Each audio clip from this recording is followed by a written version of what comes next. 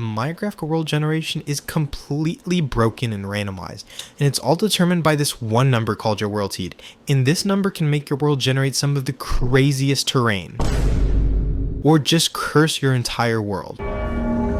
So we know most seeds can spawn some insane structures, but how about we look into this first seed, which has an exposed stronghold right at the surface of an ocean, leading right into a library. You could literally find the stronghold without needing any eyes of ender, which is crazy. However, this isn't the only seed that has had the same phenomenon, because on this seed the same thing happened with the entrance of the stronghold being a stairwell, leading down into the rest of the structure. But now moving on, sure, seeing an exposed stronghold is crazy enough, but what about the actual stronghold itself? Because on this seed, if we go just a bit deeper, we can see that this stronghold is actually pre-lit, having all 12 eyes of ender, and the chances of this happening are 1 in 1 trillion. And if you thought that was crazy, just wait until you see the next one, because not only does this end portal come pre-lit, but it only has 5 eyes of ender. And this is due to a glitch in the game where the portal fell in between a chunk border, which shook the game into thinking it was a full portal, causing this crazy glitch.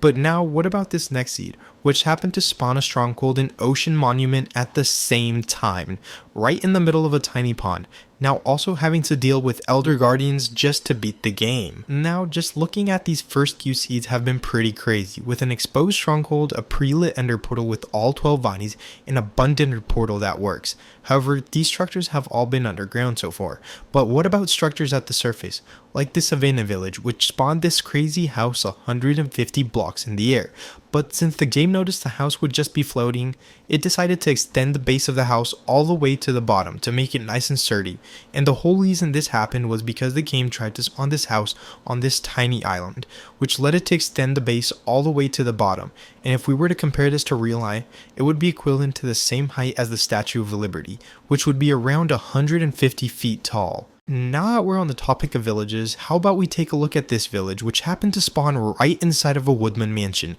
and this is because the game wanted to put both structures in the same area, so instead of deciding on one, it just spawned in both, causing them to overlap with each other. How about we switch biomes now and go over to the desert, where if you were on a regular seed, you wouldn't see much, maybe a few camels, cacti, and maybe a desert pyramid, but once you load onto this seed, you wouldn't see a regular cactus, but a 23 block tall cactus, and the chances of this happening are so rare, and as far as we know, this is the tallest recorded cactus ever found in Minecraft, with some people trying to find a taller one and coming close, but no one has ever been able to beat it. But now let's check out a seed that is every speedrunner's dream, because on this exact seed, once you load in, you spawn right inside of a village. But that's not the special part, because little did you know, you could beat the entire game from just the spawn chunks, with you immediately loading into a village, and right underneath you, just a couple blocks, you would find a stronghold. Unfortunately, not pretty lit like the other ones, which would be crazy,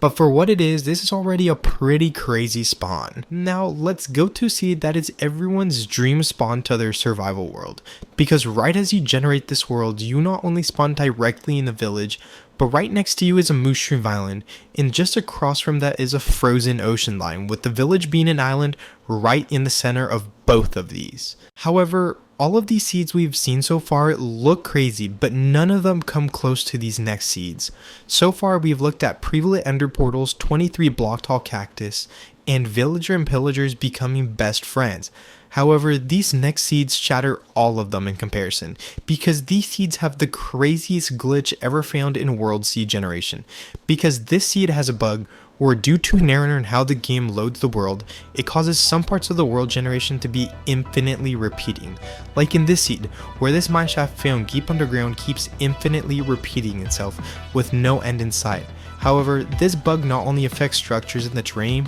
but it also causes the ores in the chunks to be infinitely repeating, allowing for some pretty insane ways to get diamonds fast. Like in this seed on Bedrock Edition, it causes this ravine to infinitely repeat itself for blocks on end. However, this glitch doesn't only impact the overworld, as it can cause repeats in other dimensions, like the end and even the nether, which would be an insane way to farm netherite if you naturally loaded into a world with this glitch. But the chances of you ever naturally loading into a world with this insane and rare glitch is 1 in 140 billion. But what about this seed on Bedrock Edition, which is impossible to beat, as the game literally spawns you directly into a pit of lava, all the way in the bottom of a cave at Y level -54, with there being no possible way to get out, because as soon as you spawn in, you start taking the image. However, there was a YouTuber who managed to find a way to beat the seed, due to a glitch of the game where he would save and then rejoin the game, and it would teleport him all the way up in the air. So whenever he fell down, he landed in some water and then managed to beat the game. Now, all the seeds we've looked at so far have been in the overworld, with insane portals, crazy spawn chunks, and straight up cursed infinite worlds. But what about other dimensions like the end? Because these next seeds are almost impossible to beat the game in, like on this seed, where if you load into the end, you'll notice that the end island is massive, and if you somehow manage to make it to the top, you'll notice that there are no end pillars. And this is because the game has a glitch where instead of spawning them at the surface, it decided to spawn them in the actual island itself, meaning if you want to beat the game, you will have to manually search and dig for each crystal before you can kill the dragon and beat the game. But on this final seed, it is literally impossible to beat the game, as once you enter the end dimension, you'll notice that the end island is non-existent. You can still kill the ender dragon and take out all the crystals, but you can't beat the game as there is no end portal to get back to the overworld, as it is cut off by the void, and if you're in hardcore, you're literally stuck here forever. But if you are playing regular survival, you could just put all your items in an ender chest and jump in the void and then respawn, having access to all your items again. However, Minecraft has recently patched this bug and this is no longer a concern.